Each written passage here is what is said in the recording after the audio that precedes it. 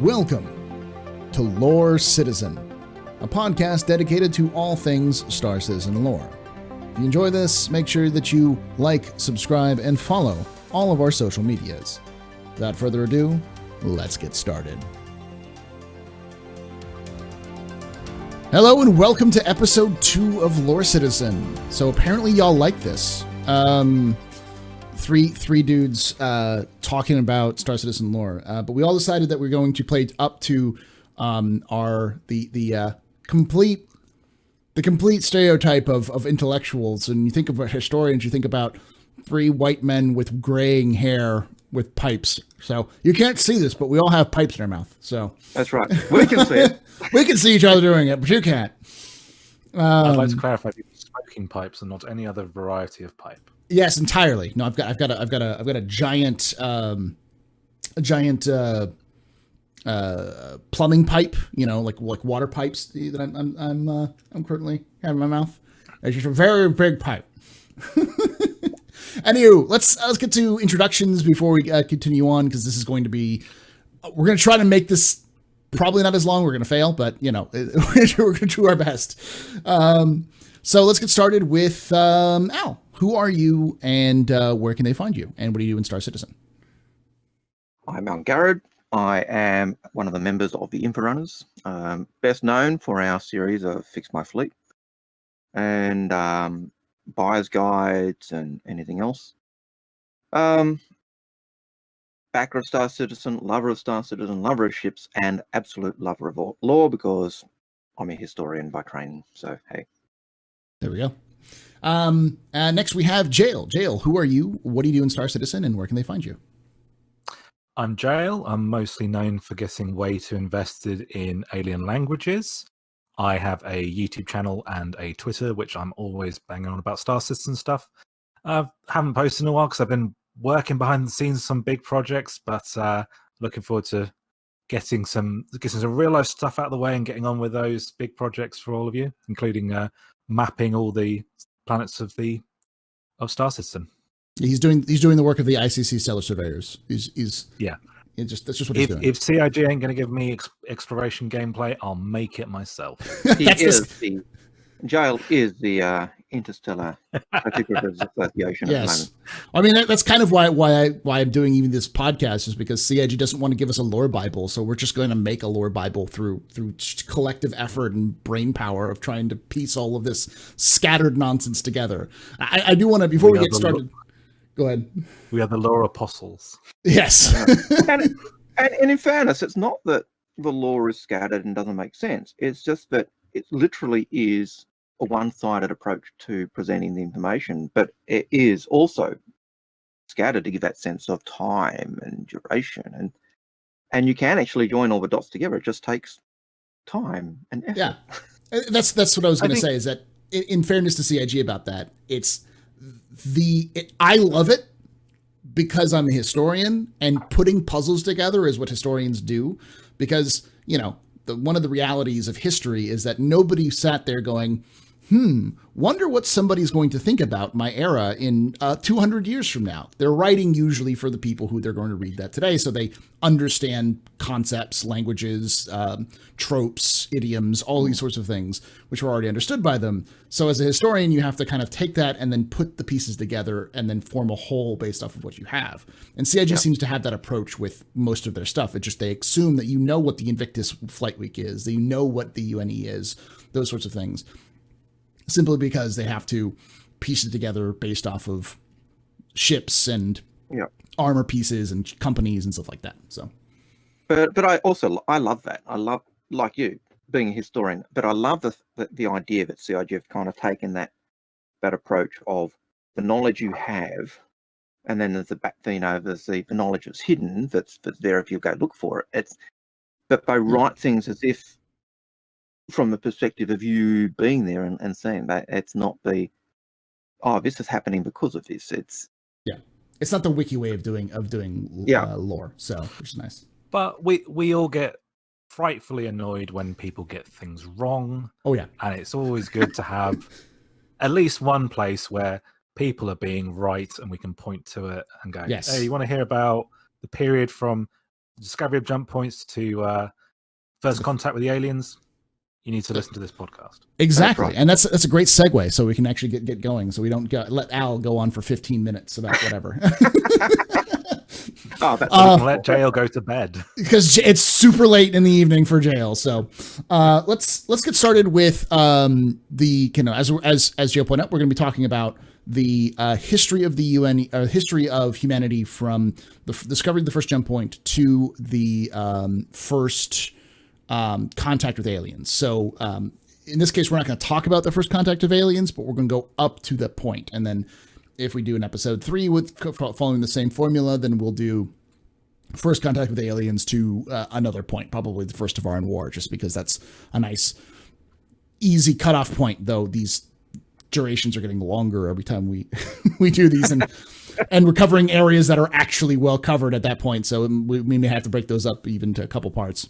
So I'll get started with just talking about jump points. So the first thing I want to do is kind of bring up, and there's this one piece of media that I'll play.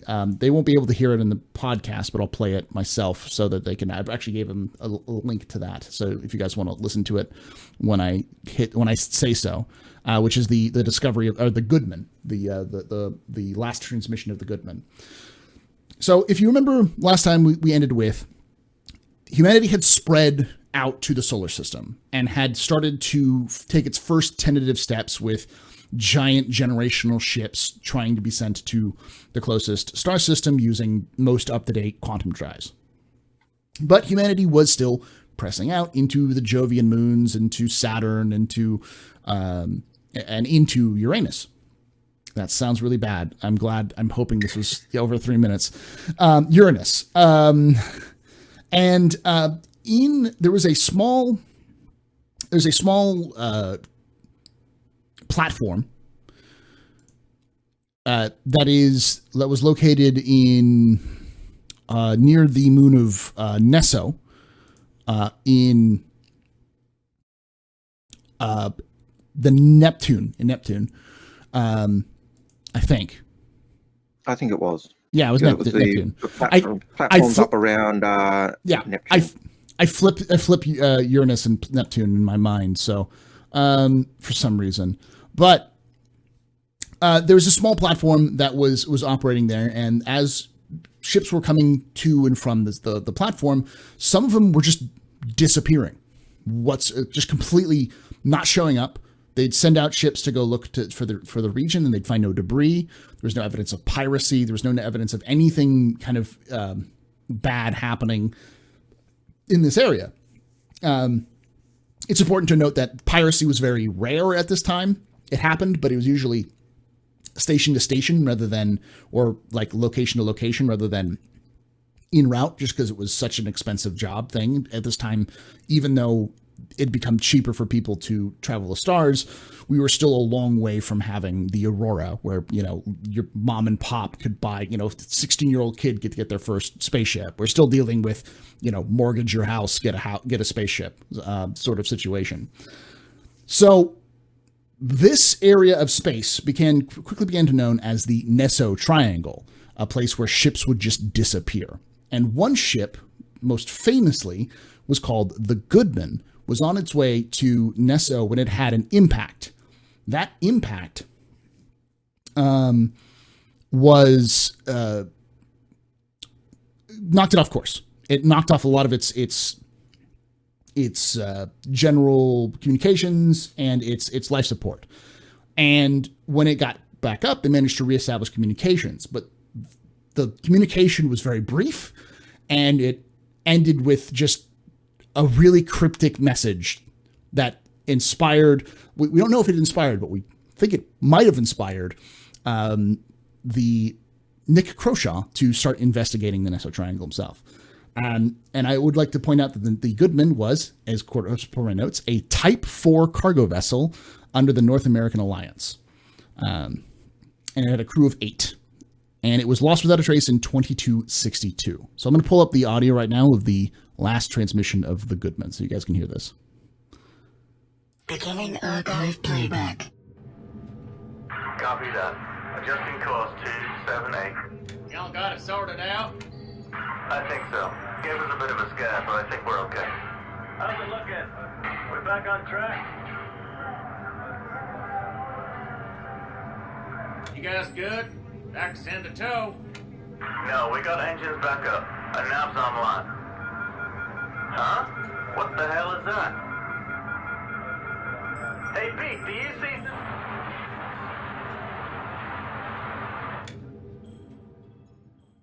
Signal lost.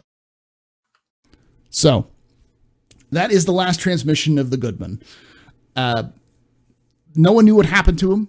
They just disappeared. Their fate wouldn't be known until hundreds of years later. But they, and it was an orbital platform of Neptune.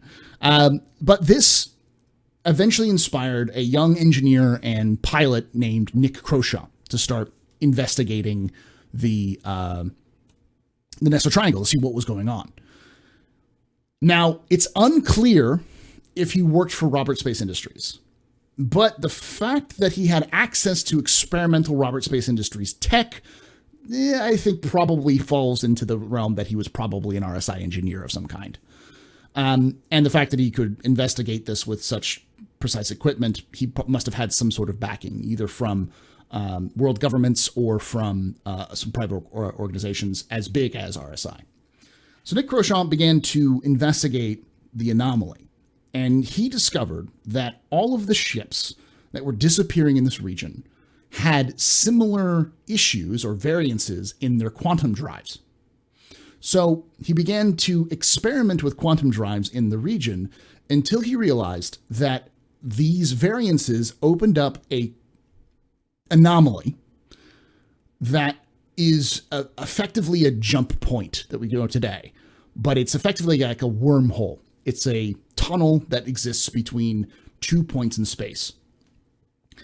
And as he began to experiment with this, he used the first ever jump point or jump engine onto an experimental RSI ship known as the X4, if my notes are correct.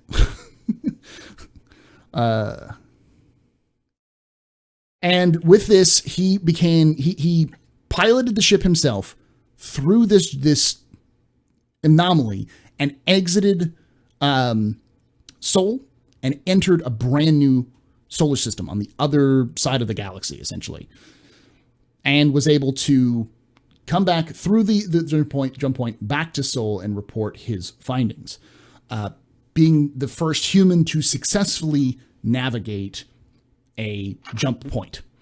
And while the Goodman was eventually discovered, because he wasn't the first human to do so, the Goodman did survive its actual trip through the jump point, because that's what had happened. But it never managed to make it back. And so the wreckage of the Goodman was eventually found later on. There's a couple of great stories about it. It's in one of the lore posts, one of the discovered lore posts, which is pretty cool. It's a great story, that one. Yeah. And this kicked off a huge wave of interest in exploration, because as humanity had still been expanding out into space, it hadn't quite conquered all of the solar system when the jump point was discovered, which meant that humanity didn't even have a limit anymore. It just continued to expand. And with this, I'm going to leave it over to Al, who's going to talk a little bit more about the rapid expansion of humanity through this period after Nick Croshaw's first ever jump point. Jump. Yeah. So as we enter the rapid expansion of humanity, we really enter a period which I would call hubris and greed. So great pride precedes the fall, and in many ways, for many of the players of his time, their fall was great or fatal. Anyway, if we consider Dr. Scott Childress promised to his daughter Rebecca to give her the stars and RSI's success in developing both a quantum drive and ability to terraform worlds, we could be forgiven for believing that our manifest destiny was to dwell among the stars. And while humanity had spread throughout the solar system, there was still a reluctance to leave our small blue ball that we call home. There was clearly a reluctance to fulfill humanity's manifest destiny. It is often said that in 2271, everything changed. While investigating the Neso Triangle, as Paul said, Nick Croshaw discovered the jump point to a new system which would bear his name. It was not merely, though, that he solved the mystery of the Neso Triangle. It was primarily that he became the first jumper, a term used to describe pilots who made the treacherous journey through jump points. He was the first to successfully navigate a jump point to a new star system and return. Humanity was, it seems, destined to escape the Sol system. Croshaw had planets within the Goldilocks zone, commonly called the Green Zone, that was suitable for terraforming. Numerous corporations and even nations made numerous attempts to terraform the worlds of Croshaw and exploit the resources of the system. However, they all failed. The logistics just seemed insurmountable. It is surprising that in their hubris, corporations, and at this point the records don't name any corporation, corporations just failed, and nations all believed they would be able to successfully establish a long-term presence and terraform planets in the green zone of Croshaw. Now, I say it's surprising because when we attempted to terraform Mars, when we tried to do it independently, the nations, the corporations, they failed. It took the nations of Earth to actually band together as a single entity to decide, yes, we're going to conquer this to enable us to terraform Mars. And yet Croshaw comes along, a brand new system, and yet the nations and corporations think, yes, we can do this. Hubris. It would take over 100 years of failure and, in the end, a unified global effort before any of the planets in Croshaw could be terraformed.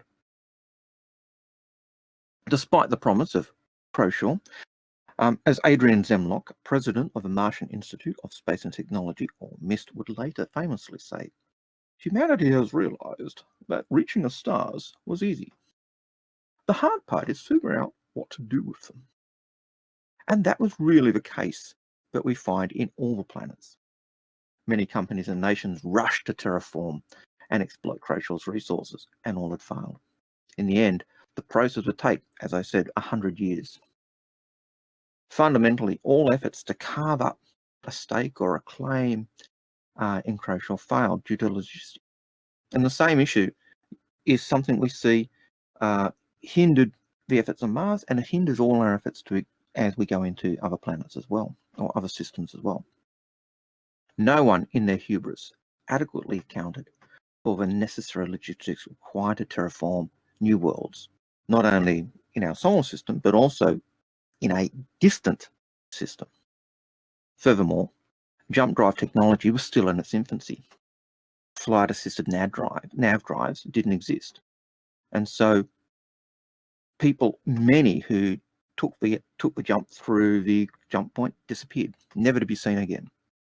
And we see an example of this in a later discovery of a planet, of how dangerous jump points were.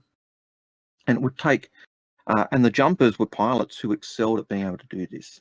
They were the guys they were the favoured few, those who were excellent at task of going through these wormholes, and they sold their services as being the only reliable way to traverse the stars. These jumpers were in high demand, and they were expensive. And their heyday really comes to an end when the Tarsus jump drive is developed, or the Tarsus drive is developed with nav drive technology, or the ability to record flight is there to assist your travel. During the jumper's heyday, 9 other jump points were discovered and traversed, adding new systems with potential wealth for corporations, humanity, and anyone who invested. If they could establish a presence, and if they could terraform, then they would be in a position to make billions. This scramble and effort to carve up systems was first identified in the efforts to gain from Croshaw, and it appears had a significant influence on the fate of all the other planets that were discovered during the period. With the exception of the second system discovered. The second system discovered is, I believe, one of Paul's favourites, which is Rhetor. And our Professor Adrian Zemler, I'm going to call them Professor, I'm not sure who they are, but since they're president of the Martian Institute of Space and Technology, it seems reasonable to refer to them as a professor. Or at least doctor. Doctor. Oh, well, there you go. So they had refused to sell when they discovered the jump point to Rhetor. They refused to share the jump point information until they had significant concessions, and that was that basically the system would become a hub for education. The third system, Null, is almost very similar. Both of them have around 5 planets. Both of them have totally different stories. Rhetor becomes famous and populated, and Null, well, basically, there's nothing. That's the story goes. The first discoverer goes in and asks, "What did you find?" He basically, no.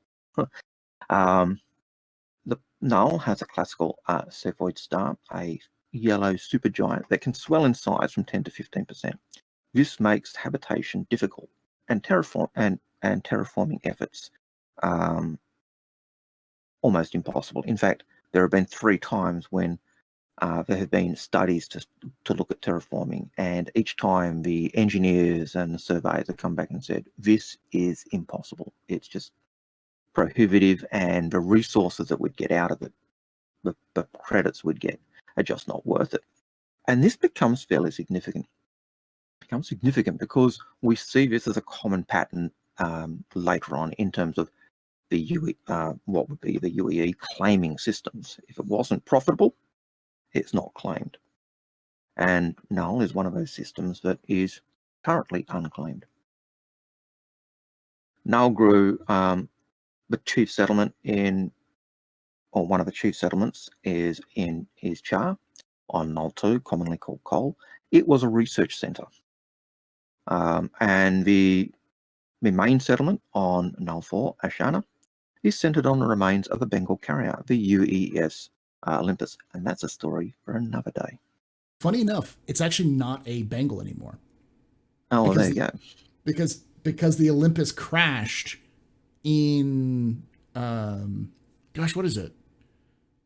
Between the First and Second Tevaran Wars, and the Bengal was retconned so that it wasn't first developed until the 60s or something like that. So, if it's anything, it's some sort of distant relative of the RSI, distant relative of the Bengal, I'm sure. Okay, it's the tiger claw. Yeah, it's the tiger claw. Yeah. I find the story interesting because it echoes the number of times we hear that it's almost exactly the same story as the Daymar javelin, and yeah, it seems we seem to get admirals insanity. Admirals have a problem. They have problems with judging sizes and distances, apparently. Like the UEE admirals are just terrible at those sorts of things. So the question is, does this bear bad news for Admiral Bishop? Anyway, so Null is a problem, and would probably ignore it if it wasn't for the fact that it actually has access to numerous jump points. So little did Null have to offer that to this day. It's still unclaimed by the UE. It is, however, an important system because it would link Croshaw to a string of systems every citizen has heard of or should have heard of. And if you haven't heard of them, you've at least heard of the Battle of Vega in 2945.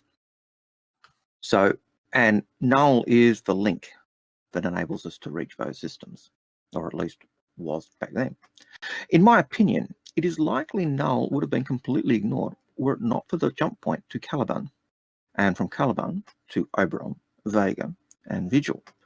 These 4 systems would be explored, and, with the exception of Oberon, claimed for humanity. Some claim that the War of the Vandal is an extension of humanity's hubris and greed. And while this may be true, it must be remembered that Caliban and Virgil, now red systems under the Vandal control, were among the first 13 systems found. Caliban was found in or discovered in 2341. Oberon and Vega both in 2356. That is within that first 100 years of Croshaw's discovery. That is before Croshaw actually had a planet that was terraformed. There are other planets that we find, but that is generally the gist, I think, we find. And the story of the Vandal and certainly the story of those planets will keep coming back as we go through and look at the history of the UEE and the UEEN and everything else. Anyway, that's it. Yeah, so I was going to say, I don't know if they retconned it or it's just something that's unclear, but I think that they changed the dates a bit with Croshaw, and that now you've got the first city, Quinton, being founded 15 years after discovery. Mm-hmm. So while they're certainly probably still doing stuff, I'd consider it that, like, you know, inhabited place from about at least 15 years after discovery. Yep. It's not the issue of settlement. It's the issue of terraforming. Yeah. And the fact of terraforming the planet and being able to have it fully terraformed so that we don't have to live in domes and don't have to live underground or whatever else. And that's the issue that they struggled with. Well, I mean, so Paul's going to talk more in detail about Croshaw, right? So I guess you'll have the answer to that. But I think they brought those things up a bit. They did a little bit. Brought them forward a bit. Yeah, they did. I think it's like 2281 is when they first started doing it. But it's I think it's still in lore. This is one of those problems where, and this is one of the things that actually happened recently, or is kind of expounded upon recently. But this is one of the problems of twofold. One, this is a game that's in alpha, so the lore itself is still being developed and being tweaked. So dates will change often. But also because they completely revamped the star map, because like 2013, 2014, the community managed to figure out the entirety of the star map that they had planned out, including systems that were supposed to be unknown, that we're supposed to have discovered on our own eventually, like were discovered, and where the jump points were, where you could find them, everything else like that. And we're making maps. They were making maps of them and putting them on Reddit and all over the community. So CIG went back and either because of that or because of other issues, they revamped the star map entirely. But they didn't revamp the lore that they had written for a lot of these systems. So they had to go back and change them again, which is why some systems are discovered by the UNE, but were discovered. We're like around 100 years before the UNE was actually formed. Yeah. Nick Croshaw if you look at the old, he gave the old jump points, they always say UNE, and then they, in the other documents, they've like find and replace that to just the government. Yeah. Like in every instance. Yeah. Because there's actually Nick Croshaw has actually supposedly made a speech before UNE UNE Navy like class. It's like, but the UNE was around 100 years after he discovered it. Unless he was a very old man, I don't think he was making speeches to crowds.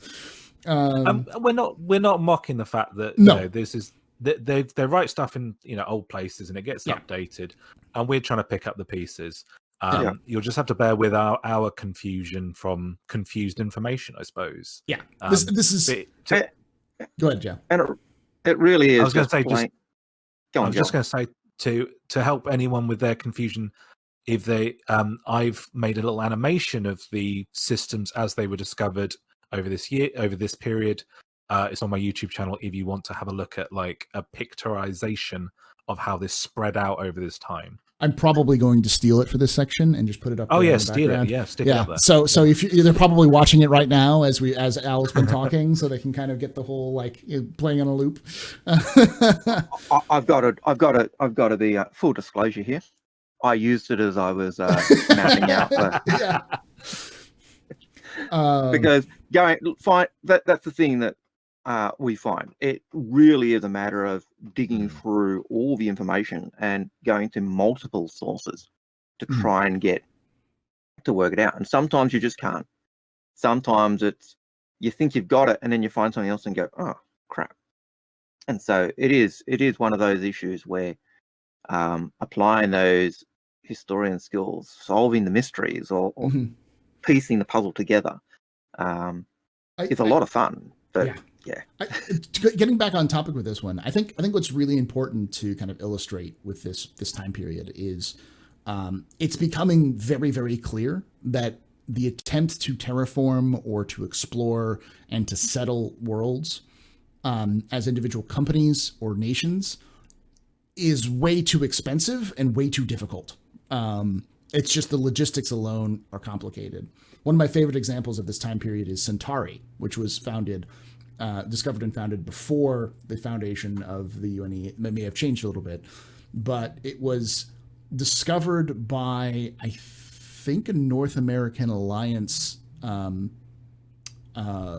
survey team, but then was sold to a Japanese-based terraforming company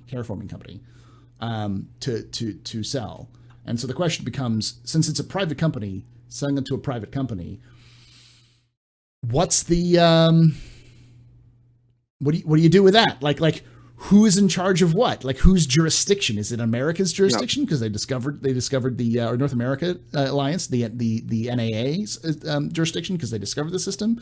Is it the government of Japan or any other kind of because it's a Japanese company? Is it a Japanese company? Is it something else entirely? So not only do you have the problems with like just the logistics of trying to settle these worlds, but also the logistics of who's legally in charge. So, yeah. And you get the same type of thing, like that exact same problem with Oberon. Oberon raises those same issues, and we'll be looking about it a bit later as well.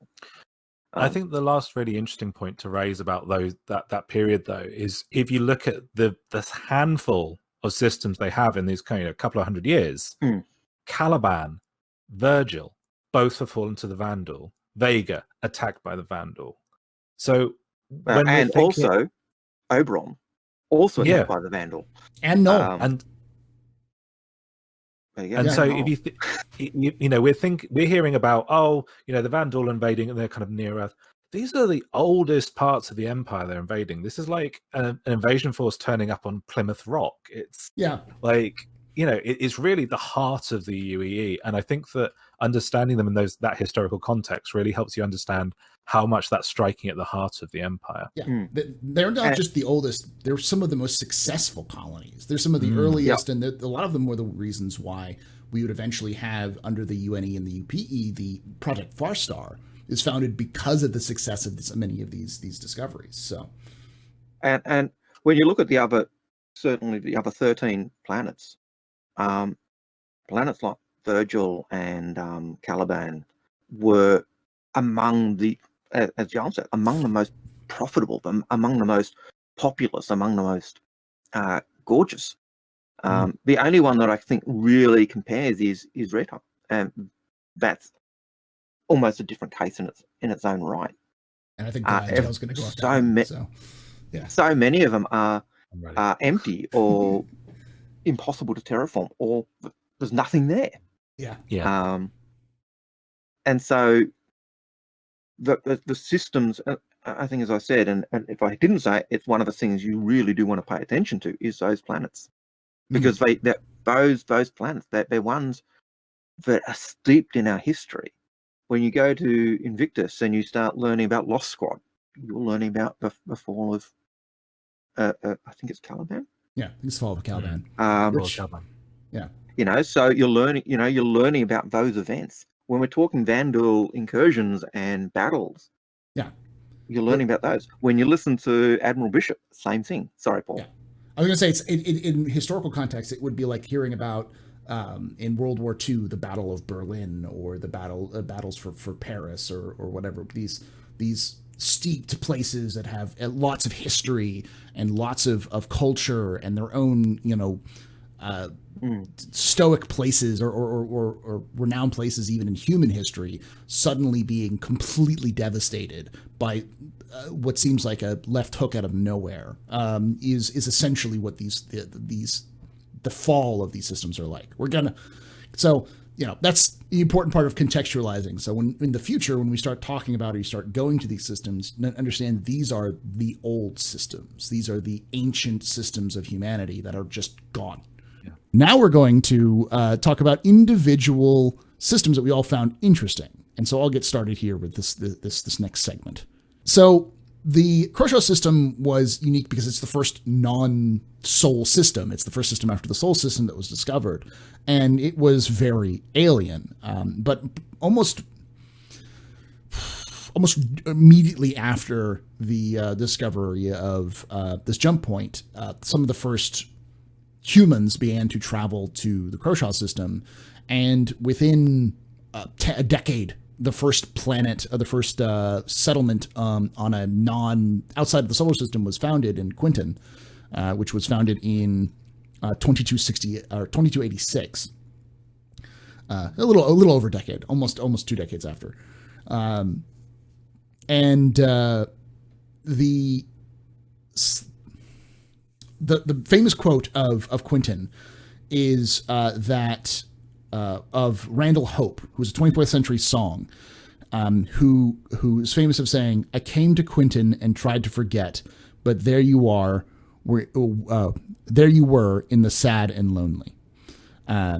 It's this beautiful, the settlement itself is this beautiful location on Angeli, which is the second planet in the system.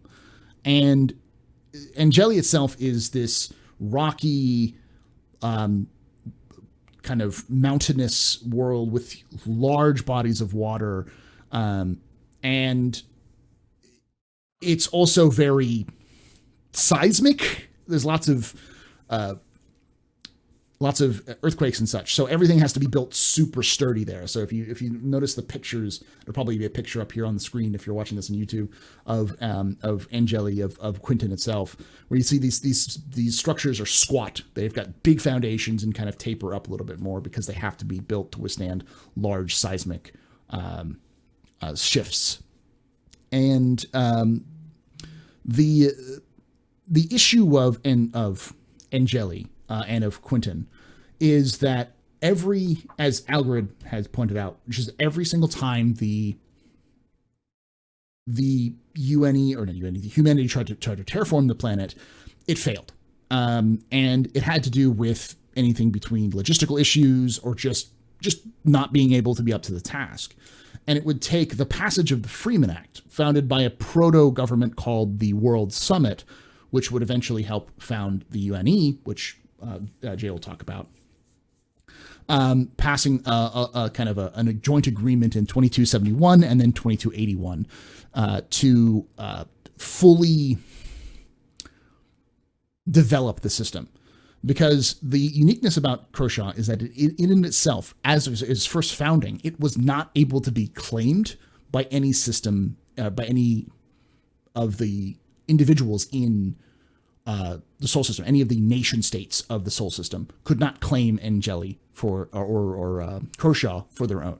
It was supposed to be settled on its own as its own independent kind of polity, with other people being involved, which is what the original Freeman Act was in 2271. And the later one was an attempt to help speed along the development of the system, which would eventually lead to the founding of Quinton. So, and Angeli is important because today it is one of the oldest systems next to Sol. It is the oldest system next to Sol. And it has it's the location, the home world of Auguste Dunlop, who is the founder of Crusader Industries, and the founders of the Otoni Syndicate. The Otoni group come from Angeli. Angeli is one of those places where you probably will hear a lot of famous people coming from the planet, just because it's been around for so long. It's also the radial system on Angeli, the rail system, was actually developed by Grey Cat. Mm-hmm. That's where Grey Cat got its first. No, not Grey Cat. No, it was Argo. Argo. Sorry, Yeah. Not Grey Cat. Argo. Yeah. That's the one I was thinking of because it was from last lesson. Yeah, from last episode. Yeah. Callback. There, go watch the first one. Yeah. I'll end this with a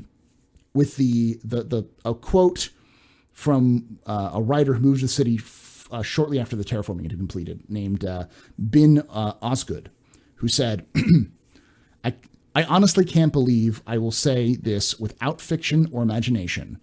I live on a planet in an alien system. And that's kind of the way that, if you were going to say anything about Croshaw, is that it is the first alien system for humanity.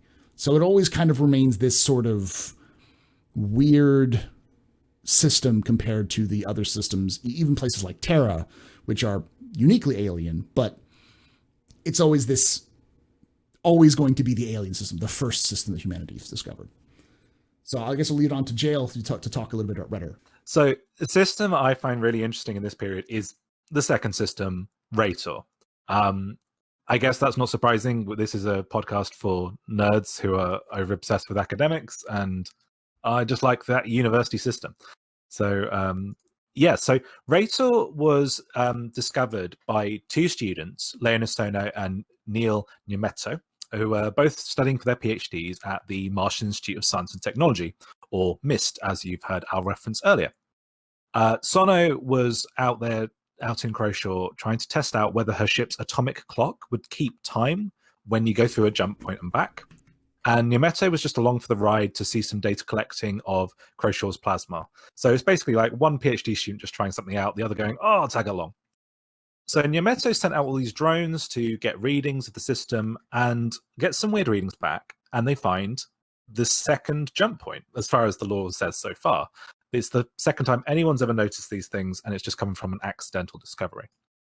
This is where things get kind of interesting. And Al was referencing this earlier, but they basically chose to, instead of going to the government, they went back to their university and reported it back, and the president of the university got involved, this Adrienne Zemlock.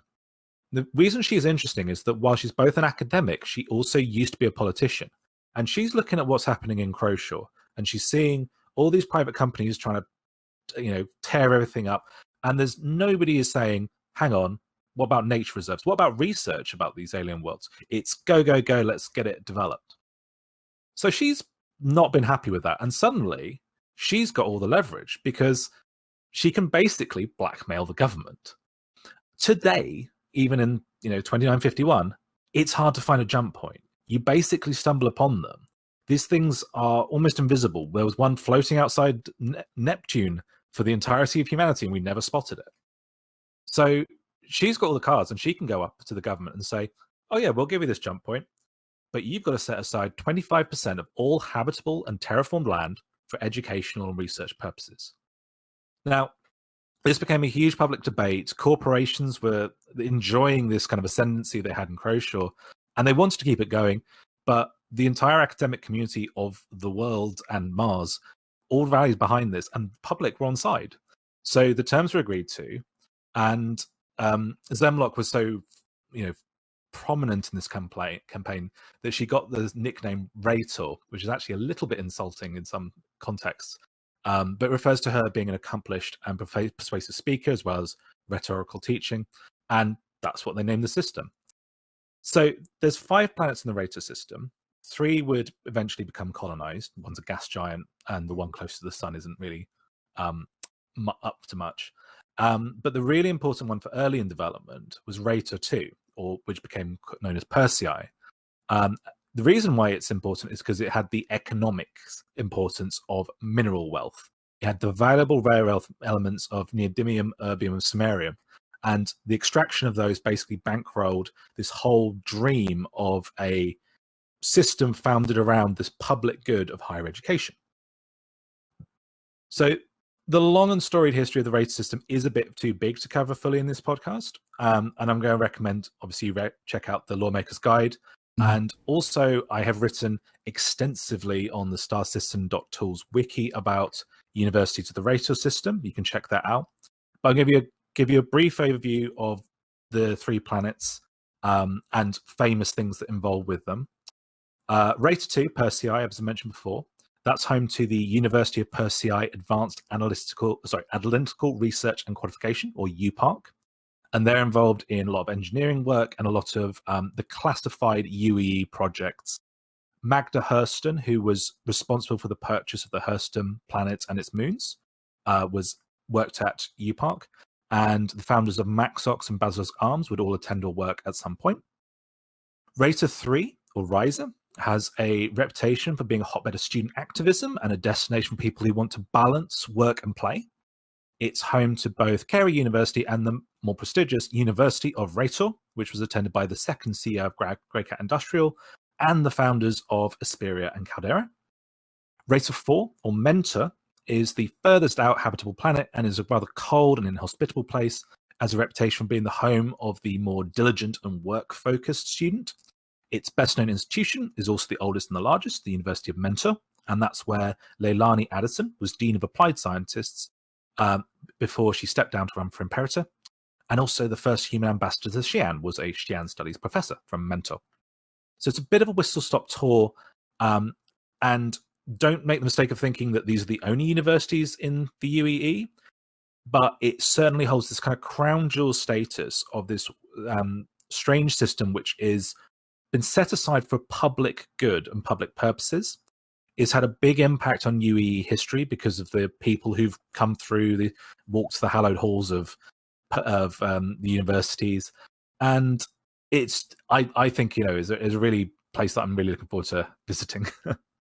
It's very research based. It's very academic. I will do a little bit of a tangent because it's one of the things you found where I thought was really funny was the was it one of the founders of Drake was from Rhetor as well? That was Terra. Well, I think that whole thing.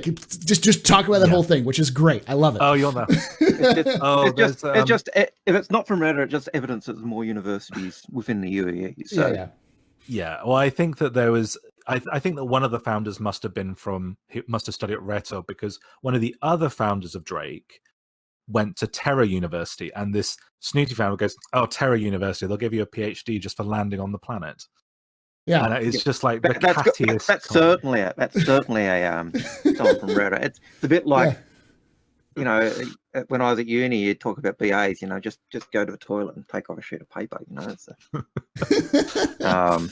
The best part is it was Jan Dredge, who was the actual founder, but she's considered the founder. She's the one who went to Terra University, and her co-founder was just like, they just throw PhDs at you when you landed. And the way that you posted that was just like Jan Dredge from Terra University. It's like, okay. There is some sneakiness. I mean, I think it was the founder of Basilisk Arms who she attended UPARC and she dropped out because she wanted to change degree, and they were like, "No, you can't." So I go, "Fine, I'm going to go to the University of Tram," which is like dropping out of MIT to go to community college, essentially. Not that there's anything wrong with community college, but in terms of that prestige. Kind of perceived prestige, to study engineering, and everyone goes like. It was that classic thing of Bill Gates dropping out of Harvard, that someone who's so clever they don't need them. Yeah.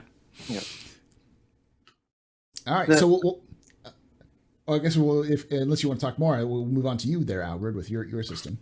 I was going to make a comment to go back and do Croshaw, because you made the comment about all the seismic activity on Croshaw. Well, and Jelly. I also didn't talk about Van, but I didn't talk about Van because Van is there's almost nothing on Van other than it's basically abandoned now. But what I was questioning was whether the seismic activity around Angeli was a result of just natural seismic activity, or whether it was a product of a terraforming glitch. Because as I was reading, I came across terraforming glitches that caused the planet's now a desert planet. We've got the terraforming glitch on Microtech. Microtech. I was going New Babbage. I was saying, no, that's the city. What's the planet? Which is now always cold. I'm pretty certain I've read of other terraforming glitches that have All the time. caused, desert planets and other things. And so the question was, because I'd been having so many troubles with terraforming, and because it was in its infancy, being really the second planet that's being terraformed or attempted to be terraformed, the question was, is that seismic activity a result of terraforming and the problems of terraforming, or is it just that it was happening anyway? I don't think we've got an answer to it, but it was certainly something that was worth, I thought, raising. Welcome to InfoWars.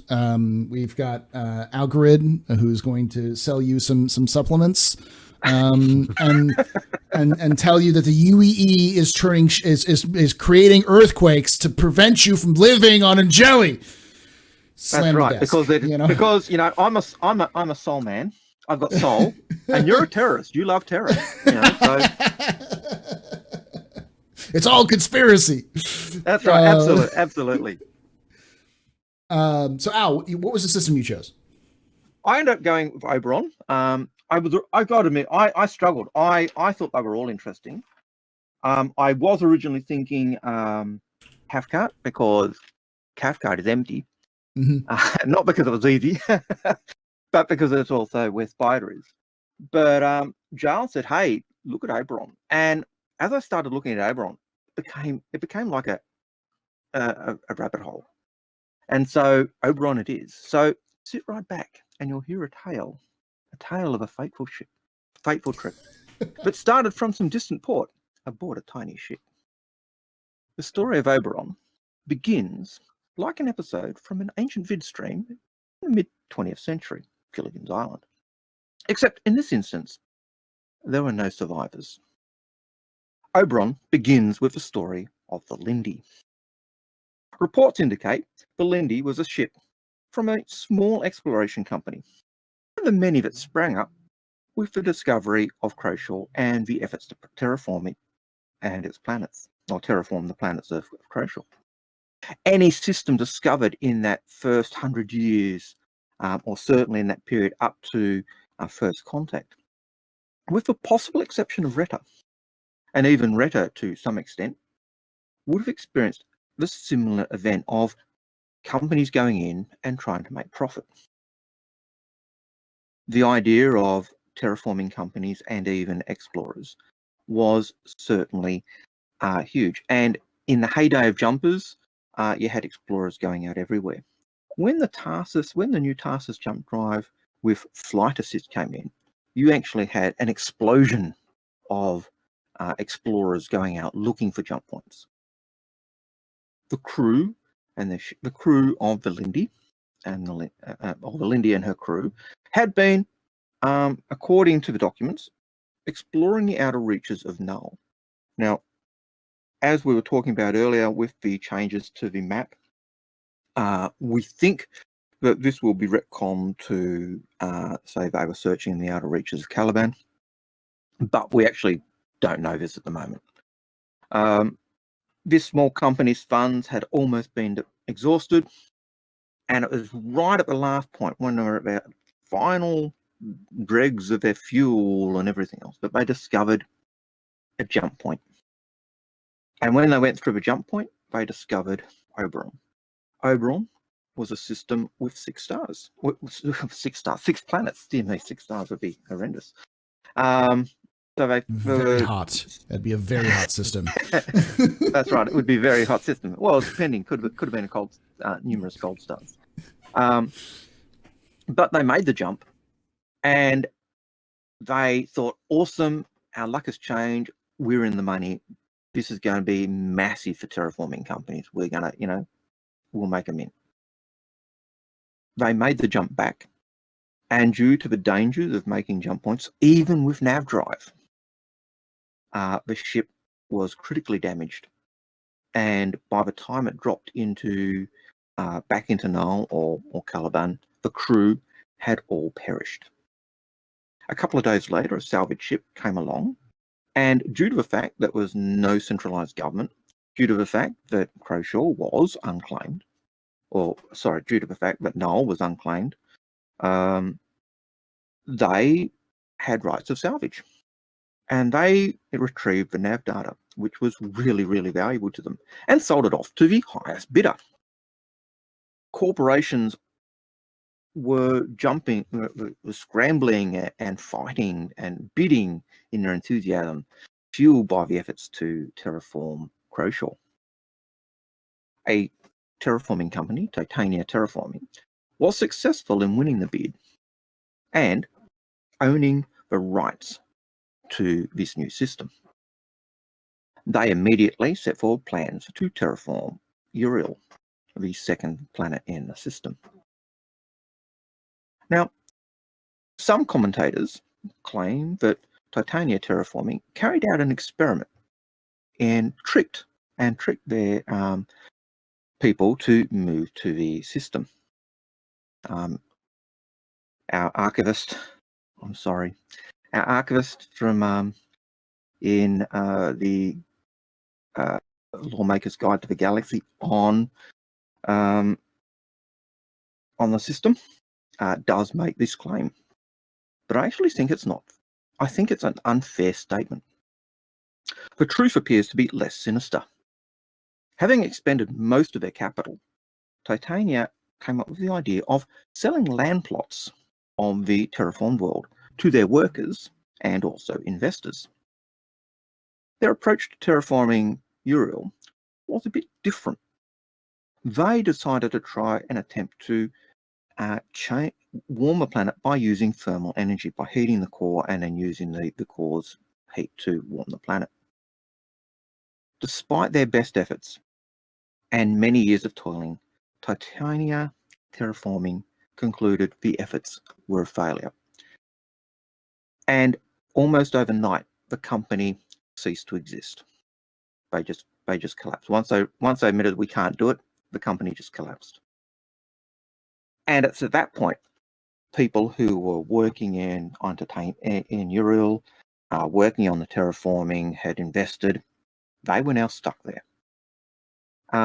But one of the things they had done early on is they'd built their settlement underground. The star was just so harsh that you couldn't live on the surface unless you had the planets terraformed and the rest of it. And so the settlements were living underground, which was really good news for them. The Oberon system doesn't really have too much in it that is valuable, and so the UEE has ignored it. No one wants to claim it. No one wants to claim it now.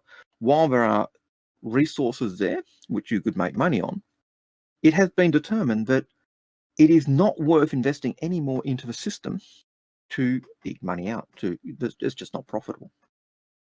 But why is Oberon so important? Oberon is important because it has a jump point to Vega. It also has a jump point to Virgil. It also has a jump point to... I've got to go back and look at my notes. Hang on, sorry. Pull up my scrappy notes.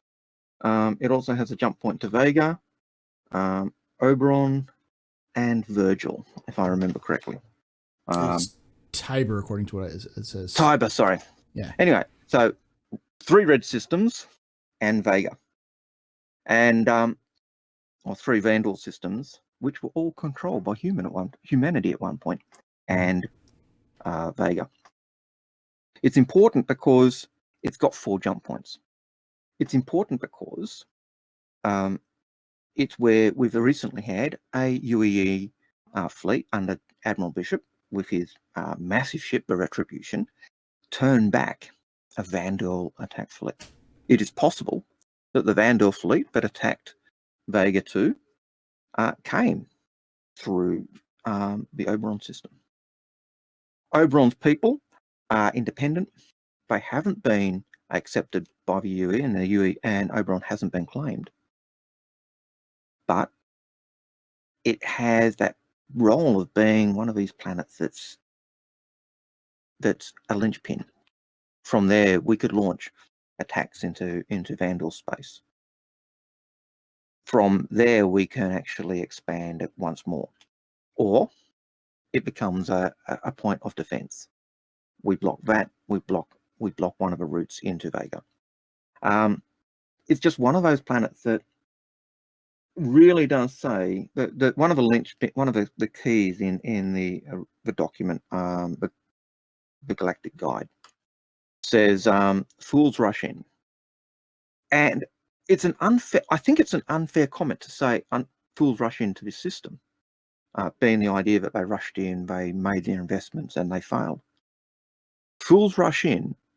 Hubris and greed really sum up any system from this period. But this one really just encapsulates and just shows the dangers of jumping, the dangers of going to a new system, and the failures that can occur. I'm just looking at. I pulled up the wiki on it, and I love the Gone system. The reason why it's the planet Gone. Why it's called Gone is because one of the famous settlers used to chase off rival ships by saying, "Chinua better get gone." So it's just called Gone. Chinua better get gone. It's like a very very Louisiana kind of. Well, Gone is just one of the nice things about Gone is actually the remnants of what was the second star.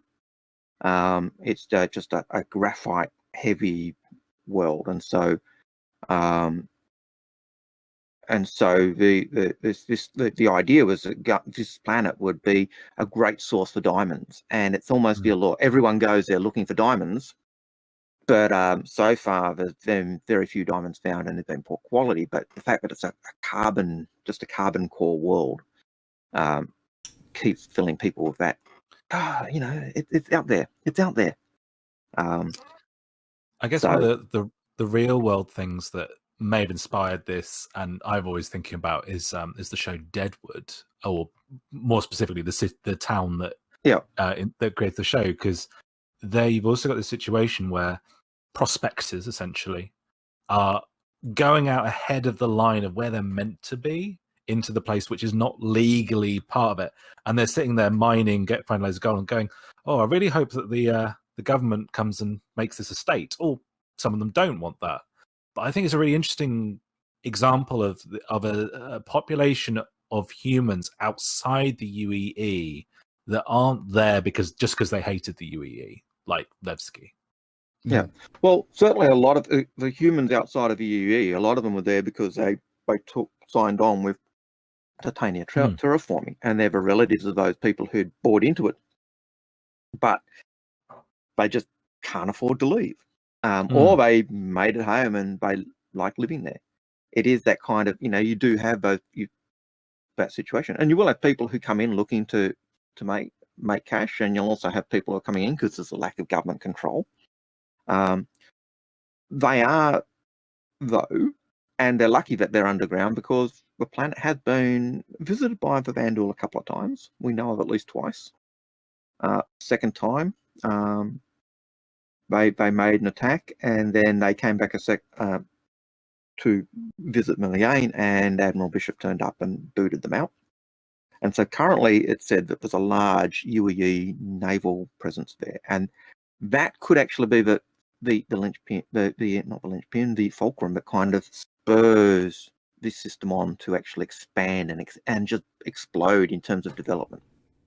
Quick vote between the three of us: should the UEE take in Oberon if the people want it? Should we take responsibility for protecting them and make them a UEE system?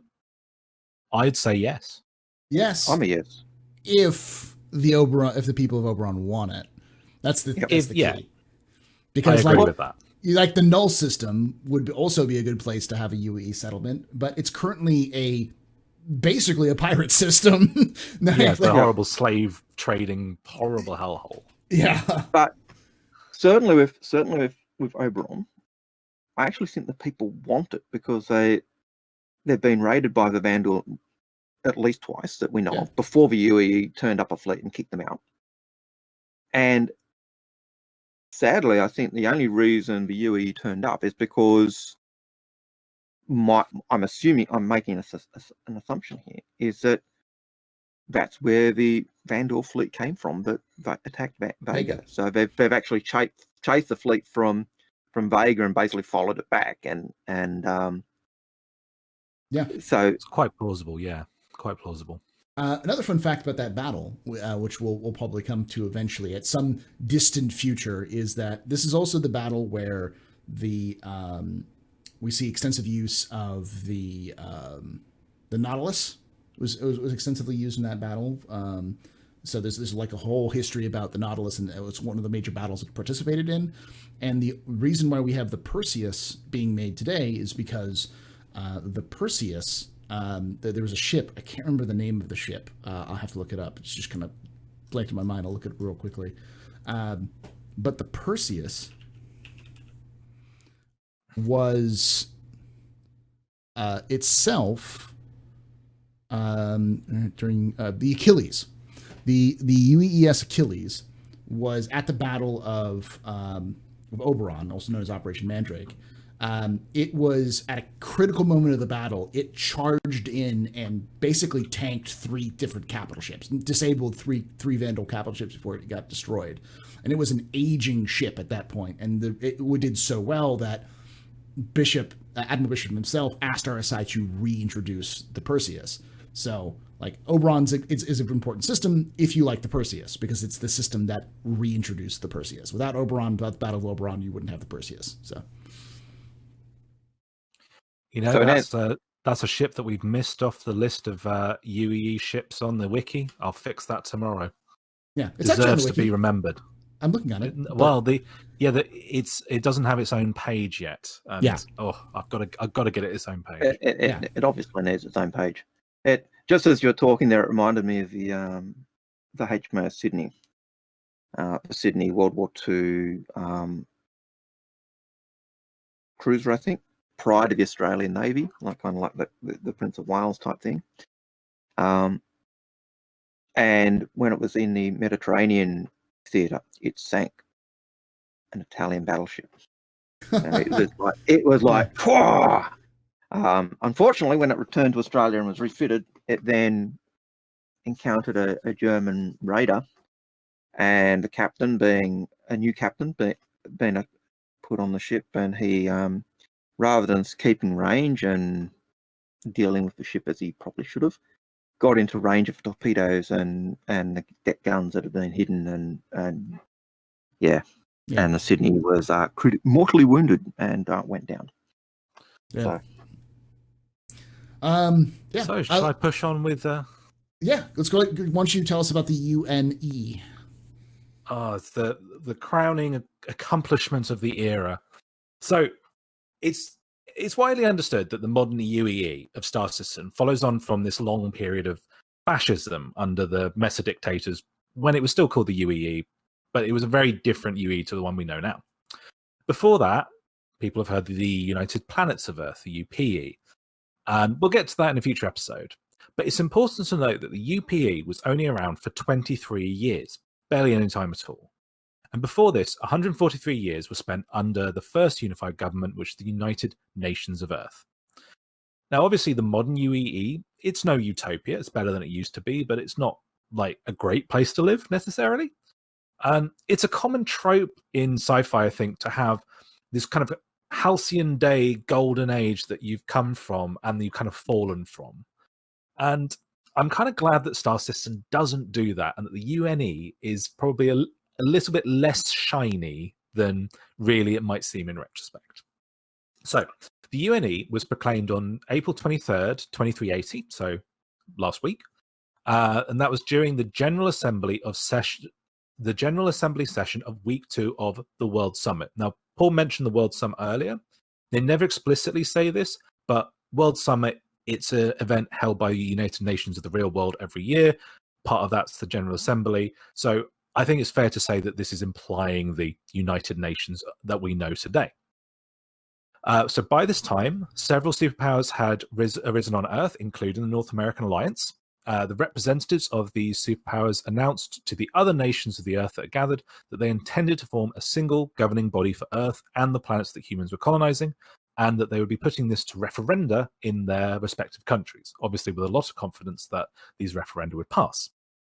So we've been talking about the backdrop to this, and Croshaw has been going for about 100 years, but it's been fits and starts on getting it terraformed. We've had that process was largely due to this World Summit founded committee of these superpowers working together to establish a foothold. 10 systems been discovered, no small amount of chaos created by allowing this expansion to continue without a single set of rules.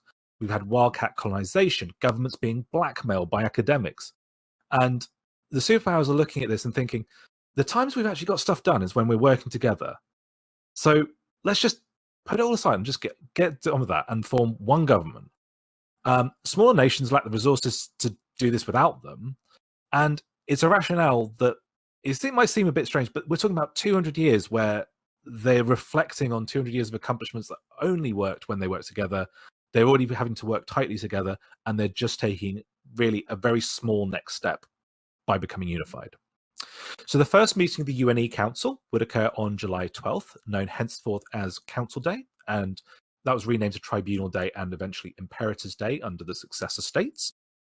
Later that year, on November 8th, the armed forces of the world, or representatives thereof, would march from different points of New York City to the UNE Senate building, taking an oath that founded the unified UNE armed forces, and that oath is still used by the UEE today. This event is commemorated by Pax Humana in the modern UEE, roughly equivalent to Remembrance Day. And that's all that, Council Day, Pax Humana, that's the story that UEE likes to remember about the UNE. However, unification was not entirely bloodless. In an ironic counterpoint to the demonstration of armed force unity in New York, it was a mutiny on a naval warship that would kickstart a backlash known as the Unification Wars. So on October 20th, almost 3 weeks before that demonstration, the crew of the warship Stanley would overthrow their officers and start the conflict, which went on for 4 years. And it would take several nations, including that 4-year war, it would take several years for all nations to subscribe to this new government. And I'll just say on that there might be some new law coming in the next Galactopedia drop about the Unification Wars. So watch that Stay space tuned. for. Yeah. So what do we actually know about what it was like under the UNE? Well, it's quite similar to the modern UEE. There was some border reorganization on Earth. Modern state of Asiatica was formed upon unification of the UNE. The basic subunit of the government was equivalent to modern UEE states, but was still referred to as nations during this time. Each nation set representatives to a parliament that has been referred to as Congress or Senate in different sources. And there was a council which wasn't a separately elected executive like a president, though, as far as we can tell. That's one of the big changes that we have later on. It's very clear that corporations, though, still had a very great amount of power because of a contingent of prominent and powerful politicians who were dedicated to keep the UNE government as, in their words, lean and efficient as possible, believing that industry with the private sector would rise to fill any gaps, and they were kind of right for good, better or for worse. Another important thing to think about in terms of how nice the UNE was is that they were the ones who came up with this idea of citizenship, this two-tier citizenship still in the UEE. Like in the modern system, it was something you earned through military and community service, but was also linked to family power and privilege. The UNE Army was also founded in 2380, with the Navy following on shortly afterwards. The units that would later become the UEE Marines were a part of the Army at the time. The UNE Navy was mostly a police force and was having to deal with the inter-system crime that was coming about from Croshaw and other systems. Criminal gangs were hiding out in bits of harder to see bits of these systems and then bringing their drugs and guns back to Earth. So they were immediately tasked with dealing with that. But then the heavy-handedness of that created the Customs Bureau, which now persists to this day with the Trade and Development Division. Now, to return to my initial point that this was no golden age, unification obviously had a lot of positive outcomes and was done with some laudable aims. And the law of this time portrays the citizens of the UNE as still essentially beholden to the whims of powerful corporations. It was a government that was explicitly set up to represent the inhabitants of Earth and not the many colonists who struck out for newly discovered systems. Or even the Martian population, who've been around for about 200 years at this point. It's not clear if people on extrasolar worlds were entirely unrepresented or were treated as overseas voters of Earth-based nations, but it's clear that the government was not built with them in mind, even though it was built in response to colonial expansion. So it might be that another really big impetus for these superpowers coming together was they knew their days were numbered as the biggest powers, and that they wanted to preserve the importance of Earth at the expense of colonial worlds. It was also a government that established a hierarchy of citizenship that evolved into this system of privilege and discrimination. So in short, it was a lot like the modern UEE. Flawed democracy whose shortcomings may well have inevitably led to its eventual backslide into authoritarianism. So that's my bit on the UNE. I think there's a little bit of theory crafting, headcanon stuff. I think, and please discuss this if you disagree. I think that the citizenship might have originally come out of a good idea, which is saying we've got all these nations of Earth. How about we let people apply to be a nation of all the countries at once? And then this became the structure that led to the citizenship we know now. That's my theory. I tend to agree with that.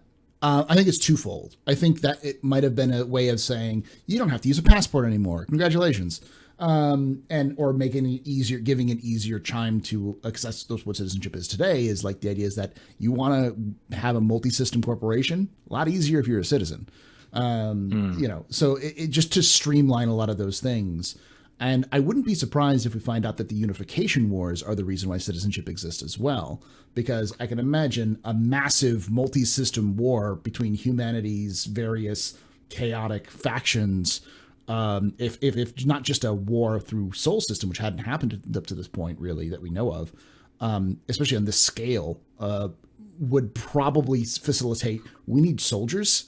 We need them now. So join up and we'll give you privileges, in this new government. So, yeah, I mean, I'm looking forward to learning about the unification war. There's very little to glean. It's mostly in A Gift for Baba, which is the story that they're currently publishing. They refer to them as wars at some point. So I'm wondering if it's going to be it's obviously not some big total war, because I think we would have heard about it more. And it didn't tarnish the UNE that much. So I'm half expecting it to be like little skirmishes here or there. It could be a full-blown war. We'll find out. The other thing that I will go over this a little bit is that I learned a little bit about the kind of outlaws in Star Citizen, some of the history of outlaws, and one of the earliest gangs that still exists today is the Nova Riders. And the Nova Riders are this gang. The reason why they were so famous is because they're the first ones to hit transports in progress, which was never done before. And that wasn't until after the UNE had formed. So even at this time period, conflicts were very expensive. You probably didn't even have really many armed vessels, period, and like most gangs were operating where they would just jump people when they got into a station. They would gather outside of a station. So when someone docked, they would come out and they'd jump them and take their stuff and run.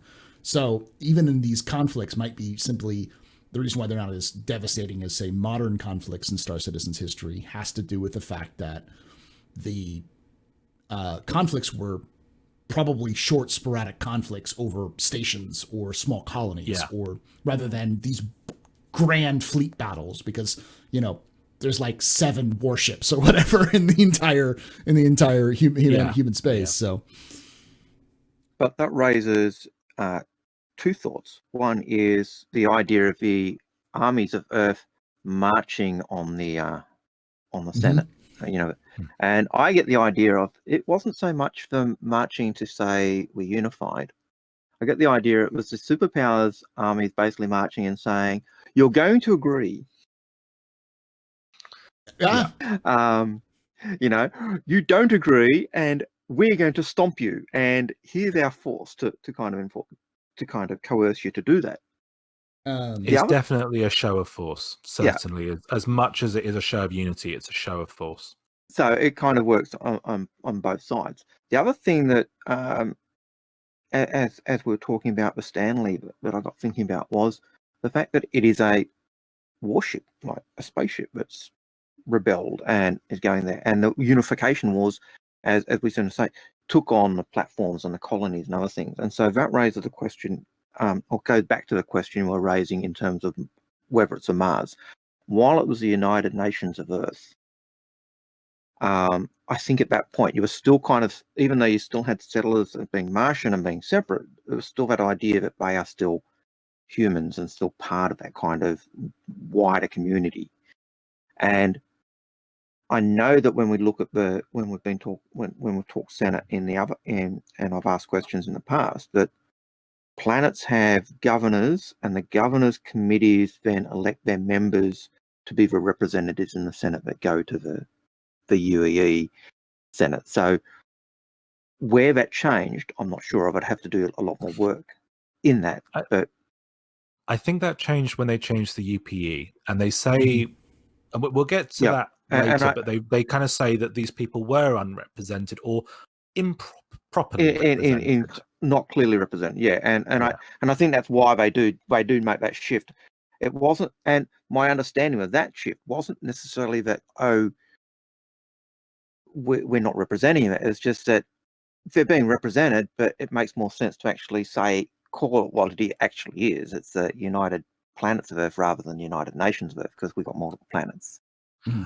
Yeah, I kind of get the feeling that maybe, like, I doubt they could have gone on that long with that many planets being that important and everyone being okay with the fact that they have no say in the government. So I think they must have had something like, I live on Croshaw, I'm a European citizen according to my passport, so I get to vote for the European senator, even though the European senator kind of doesn't really care about the problems about Angeli, but that's my representative.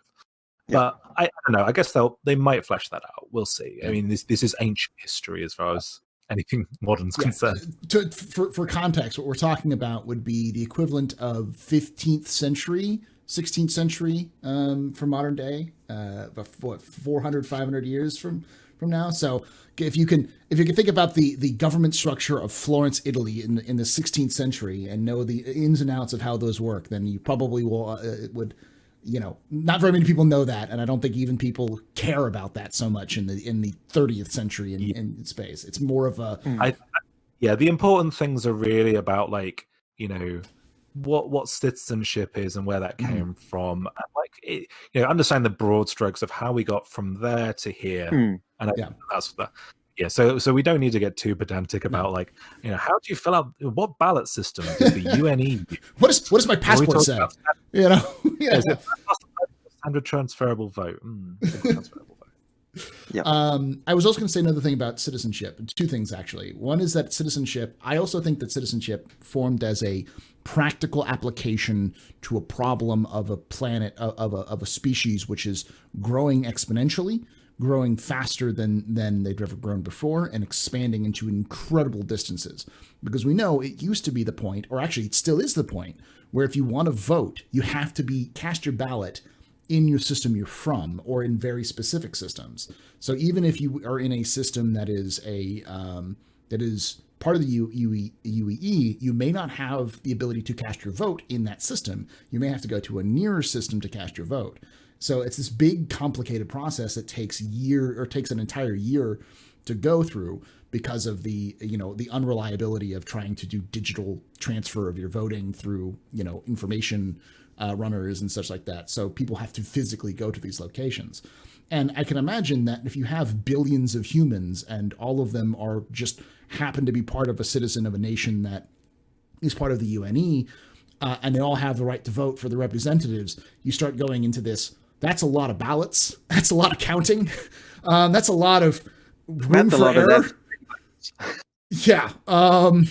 So, having the qualifications of citizenship also says, hey, do you got skin in the game? Do you actually care about this? Cool. Now you get to vote.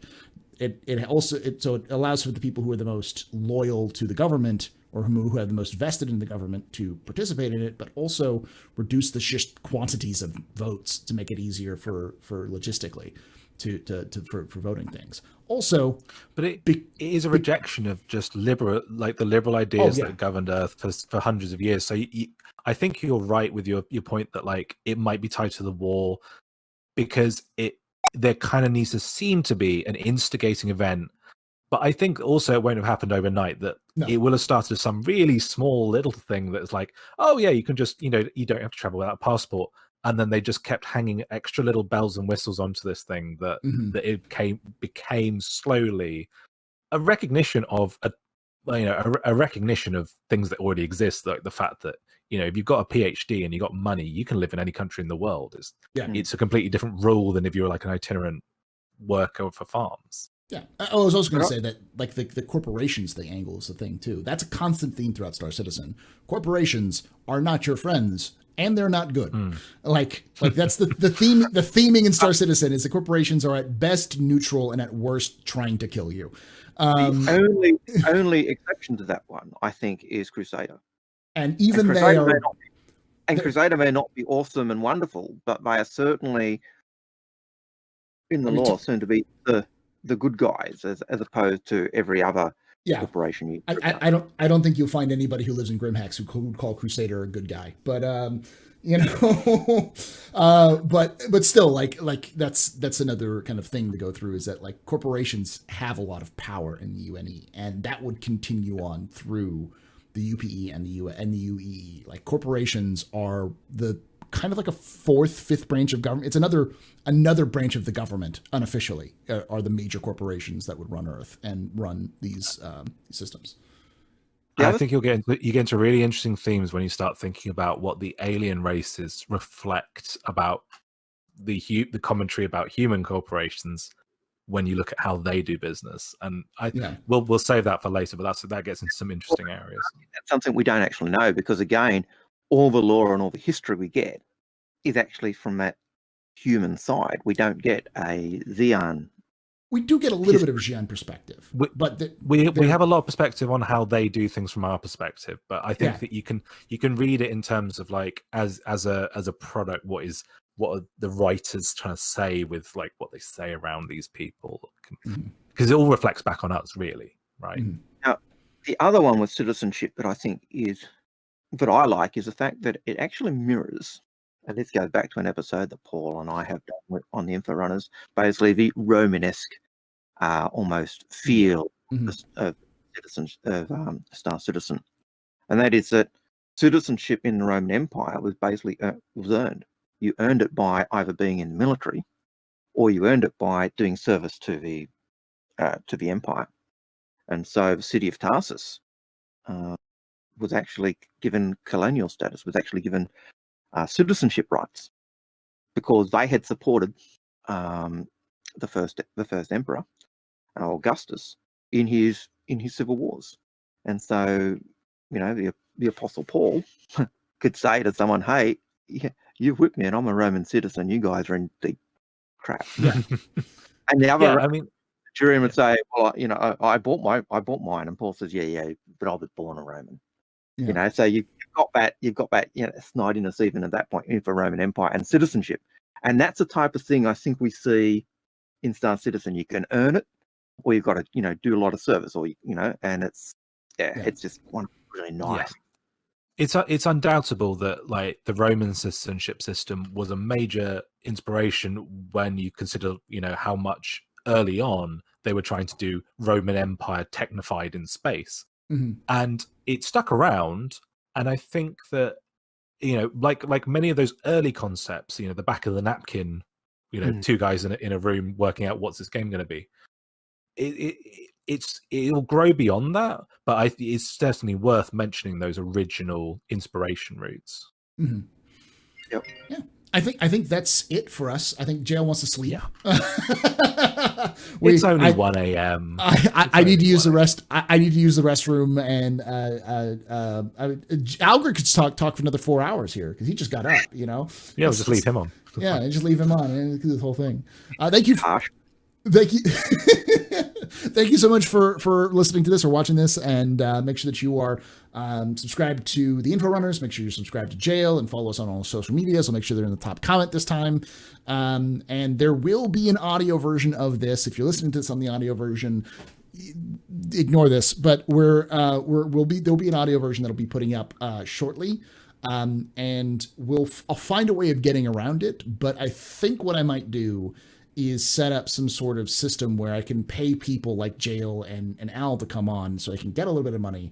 So, or at least a system that I can pay for just the hosting of it, because a lot of people ask about podcasts in just pure audio format, which is fine. But unfortunately, if you do something like Podbean, they have a limit to the amount of things you can upload and the size that you can upload. So I either have to cut these up into smaller, tiny little episodes, or I have to pay a small fee. And while the fee isn't bad, it's like $16 a month, and it's it weighs of advantages and disadvantages. So we might find a way of monetizing this a little bit, just so to pay for the costs, and so I can pay for the time and effort that Jale and Al put into all of these episodes as well. So thanks again, and like I say every time, remember, ex historia ad astra.